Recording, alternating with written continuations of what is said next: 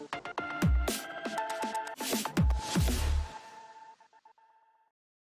everybody, welcome to Crazy Tech Lab, and today I've got an awesome bit of hardware for you because I am going to be taking a look at the MSI MPG Z590 Carbon EKX. So a bit of a mouthful. You saw me checking the box to make sure I got that right there. A bit of a mouthful, but hopefully what you can see on the bench in front of me and from its name, you will be able to tell that this is a partnership product between MSI and EK, as in EK Waterblocks. And what they've done is kind of partnered up, including all the bits you need to actually water cool your motherboard in a single package. So what you get is basically the Z590 Carbon Wi-Fi, very, very similar board, or pretty much identical, except it doesn't come with any heat sinks. So there are no heat sinks on the motherboard at all. You just get this monoblock here, which water cools not just the CPU, but the VRMs, the power circuitry as well. So that's kind of super interesting from kind of an all-encompassing point of view. If you just want a single product that does both things, water cools your CPU, your VRMs, and you get a really decent Z590 motherboard out of it, or at least we hope it is, then this is potentially a product very worth considering. So price-wise, we are looking at $500 or thereabouts right now on Newegg. I'll put some links into the description below. And in the UK, it's about £450. So bearing in mind that most motherboards, in particular a fairly premium Z590 motherboard like this one, retail for well over £200, like well over 250, maybe even more than $300. When you factor in what you actually get in the box, which we'll look at in a minute, it's not actually that bad a deal, and it just saves you having to shop around for the various different pieces and working out where to get the water block from. Everything's included in the box, apart from the rest of your water cooling system, of course, and you don't get fittings here either. But there are a few other interesting bits included.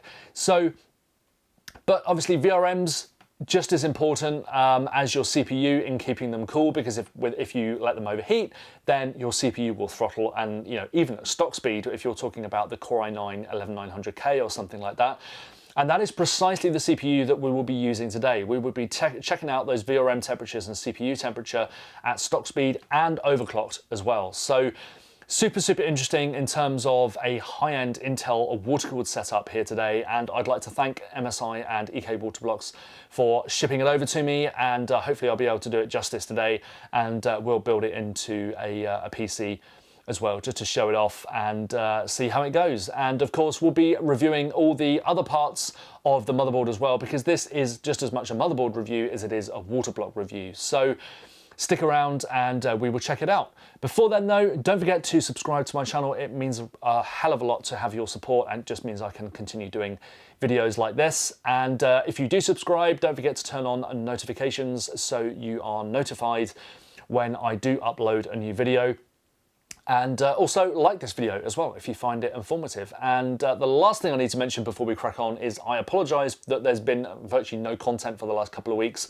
I had my first dose of the coronavirus vaccine, actually the AstraZeneca vaccine, and I did feel pretty poorly for a few days after I had that. All fine now though, but stupidly I went swimming for the first time in about 6 months that very same morning.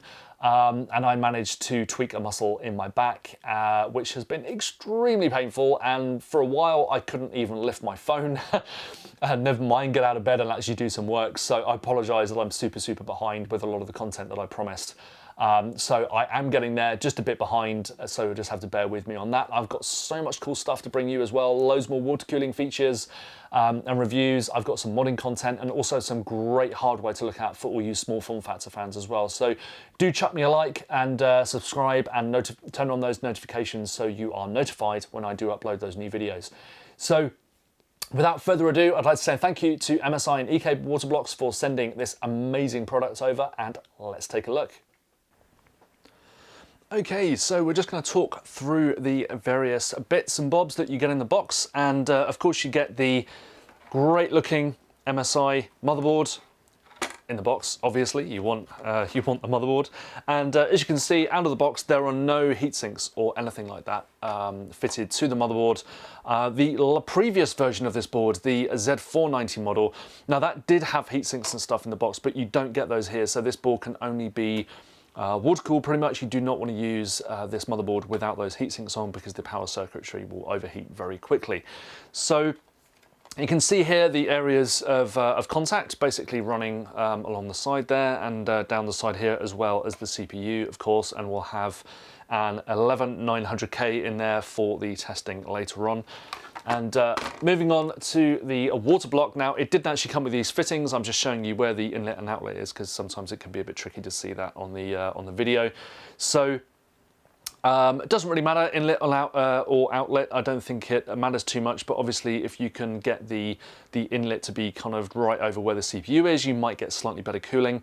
And also in this block, I have to apologise for the sort of water droplets in there, because I have actually tested it before I did this video, so it doesn't come looking like this. It comes looking sparkly and shiny new. And as you can see, there is a flow indicator there. It's not digital, it's just visual, so that will start spinning when you fire up your water cooling system. And you also get a 3-pin digital RGB connector there, so that illuminates the whole contraption nicely.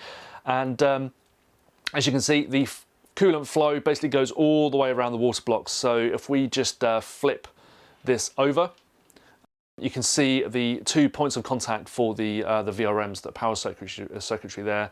And underneath here, doing this for the first time, you can see the nicely polished CPU contact area. And then these are the 4 points that fit on the LGA 1200 or 1151 or 11, or any of the 1150 sockets. So plenty of compatibility there with this water block. And what I'll do now is just open up the box and we can see what else you get inside. Okay, so flipping open the box then, and we get a whole bunch of stuff inside. So something I'm really glad to see, especially if you're getting into water cooling for the first time, is the EK leak tester, and that all the bits that you need for that are included in the box, which is really, really cool. The only downside here is obviously if you've already got one like I do, this is by far and away the best leak tester that I've used, so I can highly recommend getting one if you don't already. The only downside in including it in the box is that you are adding a bit of extra price to the asking price of this product. So I would maybe have wanted to leave it out and just give a link to buying it usually, and through the website or through a retailer or something, because you don't really want to, do you? So that's the only problem in including it in the box. It's a nice touch, but I would probably say that if you're considering a monoblock for your motherboard or the VRM and water block that we've actually got here, it's kind of like you're going to be fairly well versed in water cooling already. So I don't know whether you'd actually need this, even though it is a fantastic product. So I will just put it back in its box, and then we can move on and see what else we've got. So let's bung that back in there. And it's a really nice package as well. So the water block actually went over there. The motherboard was here, obviously, and yeah, it's just a really nice setup with the box. So there's a whole bunch of test settings and links to the BIOS and everything else in there. So we can put that back and see what else we've got in the package below. So what we've got here really is all the usual motherboard accessories that you would get with any motherboard. And one thing I did want to mention is that you get all the drivers on a USB stick, so I really like that from MSI. It just makes it a bit easier if you don't have an internet connection or you're just building your PC for the first time, just to have all the basic stuff on the USB stick for you to use. And your PC will always update them anyway, and yeah, there's just a whole bunch of cool stuff that you can do. And one nice thing is you get $50 off your first purchase in the EK water block store. That's pretty cool if you want to go ahead and buy a graphics card water block, or a pump, or some extra tubing or fittings or something like that. And the manual, of course, as well. Pretty much everything. They've literally just emptied the box of the motherboard and created a new box for it here. And obviously the desktop or magnetic Wi-Fi aerial Extension cable for the RGB lighting, that's actually 4-pin. I'm assuming that there is a 3-pin in here as well. That looks like the header for Corsair RGB lighting. That is, yeah, there you go. There's a 3-pin connector in there, so that would allow you to extend the water blocks lighting. If you need to, you probably don't, because you'll just connect it to your motherboard most likely. Don't know what this is. What is this thing? Oh, it's like a just like a cleaning brush, I guess. It's got a bit of tat in there. Oh, you get a nice soft one then. So I guess like cleaning a keyboard or cleaning dust off things and that kind of stuff. Final components a bit more interesting. So you get a little screw or screwdriver, or just like a tool, like a mini tool set for dealing with your PC. Just kind of a nice little thing to have with a product that's obviously more expensive than your average motherboard. And finally, one of the more important components is the various thermal pads for fitting the water block to your motherboard. So what we'll go ahead and do now is actually install the water block to the motherboard, install the CPU, and then we can crack on with some testing. Okay, so I thought it'd be fun to actually run through installing the water block as well, for those of you that may not have done a monoblock like this before, or CPU and VRM water block, whatever you want to actually call the block that you get in the kit. And we'll just be running through how to actually install it, and with the thermal pads as well. And one thing I will say is that I've just looked at the instructions, and EK does actually state that you should use this port here, which sits above the CPU water block section. You can see here the plate down there with the micro fins in there. That's designed to go on top of your CPU. As you can see there, that's where your CPU sits. And that is the one that you need to use for the inlet for best performance. So that's what EK says. You know, invariably you don't usually absolutely have to. So if your loop is just not kitted out to use that as the inlet for whatever reason, you can use the other port just like you can on most water blocks, but you might see slightly higher temperatures. So if in doubt, just use this one here and all should be well. So we've applied the thermal paste to our CPU, as you can see, and looking at the instructions, we're just going to go ahead now and trim the thermal pads so they fit onto the motherboard and allow these sections here to actually make contact with the power circuitry on our motherboard. So there are 3 thicknesses of thermal pads which are included. We have the red ones which sit on top of the upper row of chokes, and they are 1mm thick. Then we have a 1.5mm thick thermal pad which sits on top of the left bank of chokes, as you can see here in the diagram. And finally, the actual VRMs themselves, the MOSFETs, we've got the thermal pads which is 2mm thick sitting on the rest of those. So as long as those sections are covered, that's all you need to worry about with this water block. It's super easy to do, and you just trim the thermal pads to size, take off both sides of the protective film on the pads, apply the thermal pad itself, and away you go. So let's go ahead and do this now.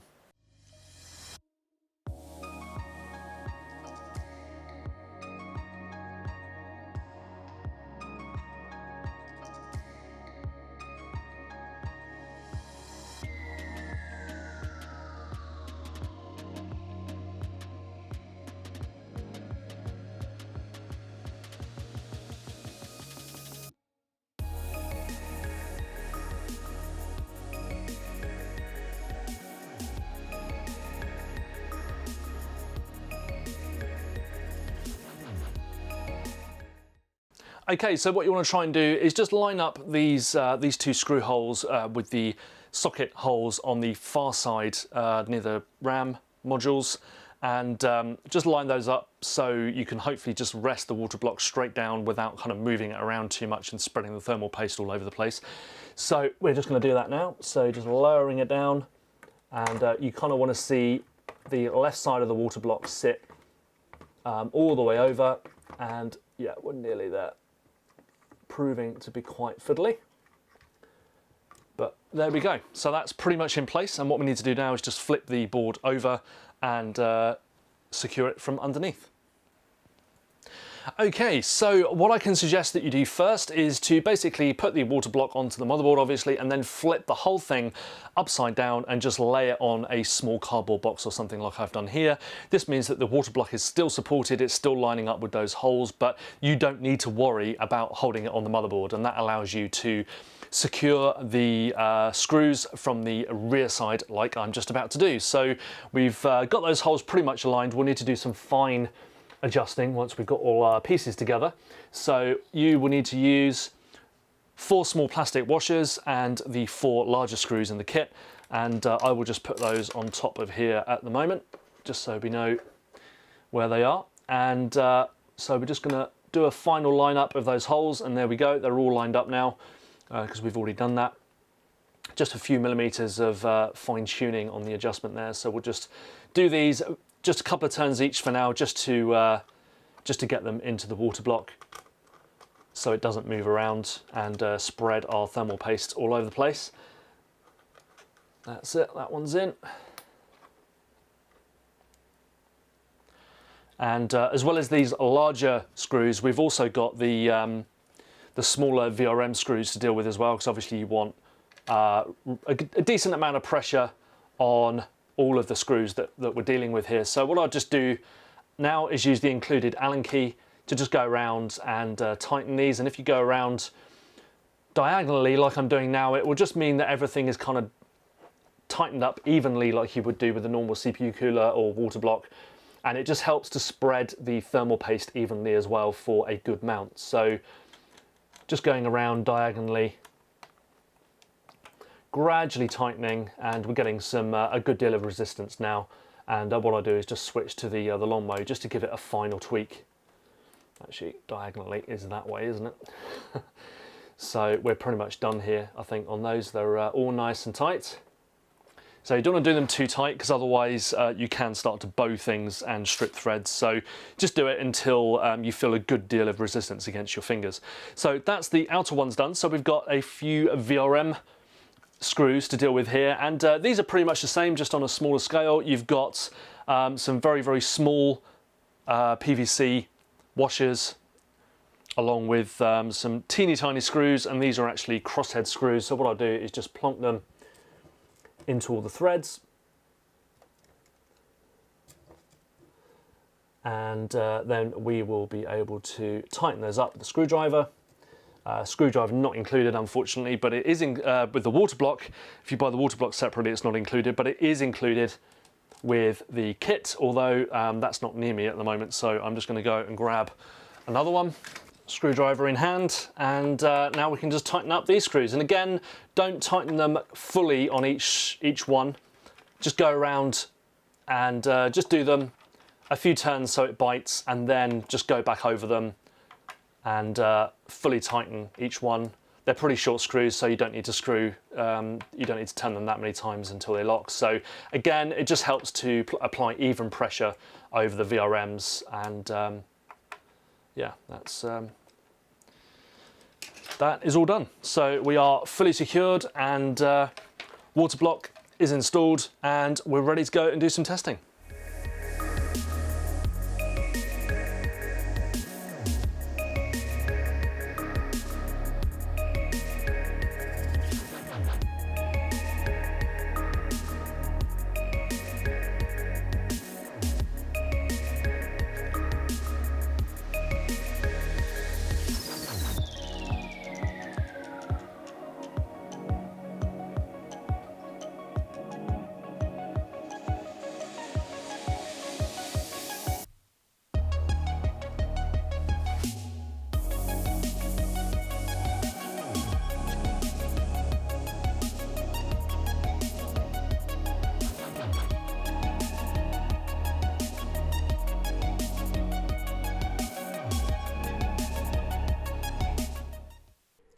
Okay, so we've got the Core i9-11900K fired up, and we are water cooling it with my test bench Wanda, who is equipped with two 240mm radiators and 420mm fans, so plenty of scope for maxing out this CPU. Now we do have adaptive boost technology enabled here. So this is kind of putting the CPU and painting it in the worst light, because what we see and what other people have seen as well is that you get an absolutely monstrous V-core applied with adaptive boost technology enabled, and as we can see here, it's well over 1.4 volts, which is generally a lot higher than I would run with an everyday overclock. So it is what it is, adaptive boost technology. The benefit of it, of course, is that we get all 8 cores up to a massive 5.1 gigahertz. Now, the downside to all of this is the temperatures. Now,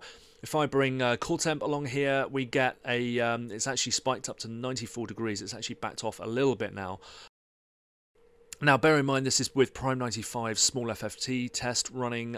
These are actually quite conservative temperatures here, because with all-in-one liquid coolers that I've tried and large air coolers as well, I'm seeing much higher temperatures with those coolers compared to what we're seeing here. So it's kind of settled down between like 92 and 94 degrees. That probably sounds a lot for water cooling, but that's just what adaptive boost technology does.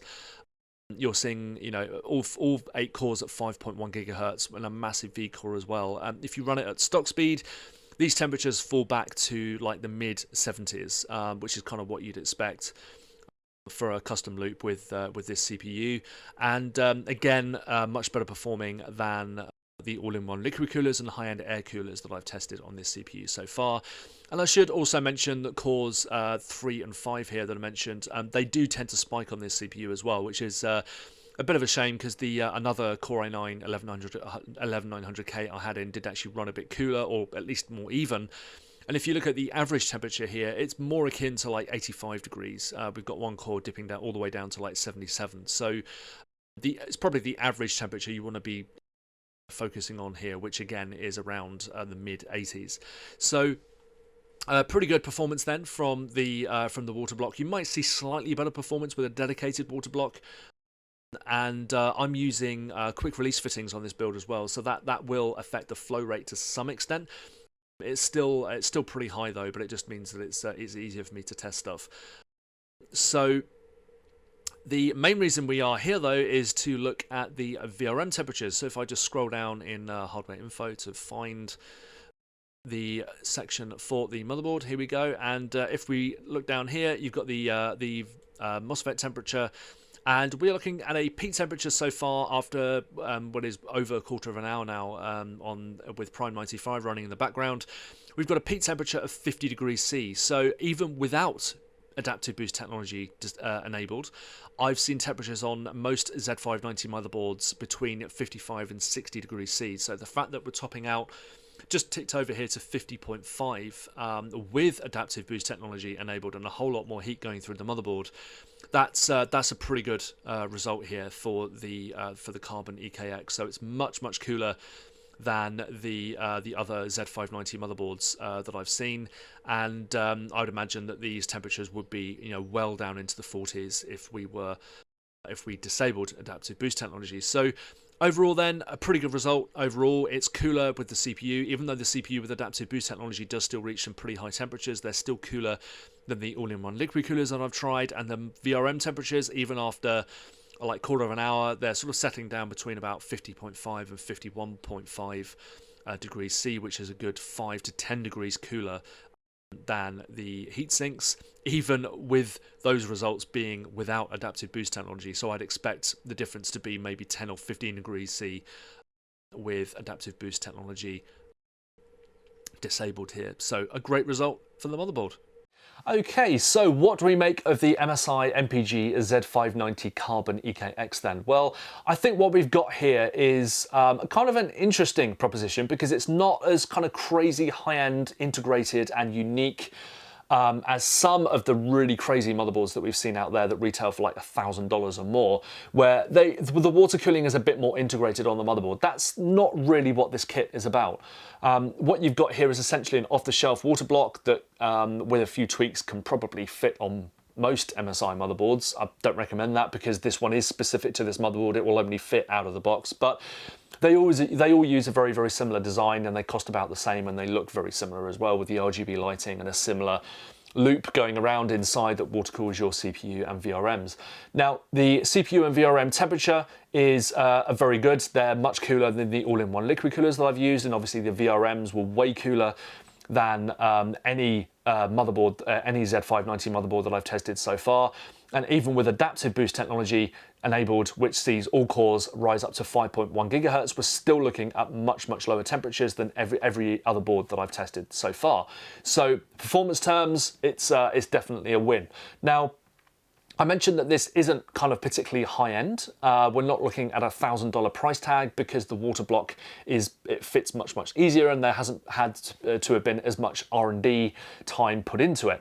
Now, there is one key benefit here with this kit that not a lot of other people that I've seen that have reviewed it have actually touched on, and that is the price. Now, I've only just totaled this up, and I'm actually amazed at how much cheaper this kit is than buying all the separate components. So, for example, in the US, this kit is the actual Carbon EKX, this very kit here, retails for $499. That's not bad at face value when you consider you get a full VRM and CPU water block, you get a leak tester, and you get the motherboard itself all in this neat package. When you break down the individual components though, $150 for the water block, $366 for the board, $65 for the leak tester, and don't forget you get a $65 voucher thrown in as well that you can spend on EK Waterblock's store. And that's enough to buy all of your tubing if you're going rigid, if you're going flexible tubing, probably most of your tubing if you're going rigid, and probably most of your fittings as well if you're going for like something like the EK Torx fittings. You know, you can get a couple of packs for that money. So what we're looking at here then is a total of $646 if you buy this kit on its if you buy the items separately, versus $500 if you buy the kit. So that's $150 saving. Even if you've already got the leak tester, just stick it on eBay and you'll still be saving money. Even if you keep the leak tester, you'll still be like $90 better off or thereabouts. So in terms of value, that's probably the killer feature here. And you know, thumbs up to MSI and EK Waterblocks for doing what you kind of want to see from these kits, which is getting all the gear that you need for less than the price of buying them on their own. That's what a bundle should be, in my view. And here in the UK as well, the motherboard, the kit, should I say, retails for £450. The motherboard, 300, water block, 150, leak tester, 35 quid, and voucher as well, £50. That gives a total of £530. So you're saving £80 by buying the kit. And again, if you already have the leak tester, just stick it on eBay and you'll claw back even more money. So I think that's kind of blown me away there a bit, that you can actually save a whole bunch of money from buying this versus the individual components. So not only have we got a great looking product, it looks fantastic, as I'm sure you can agree.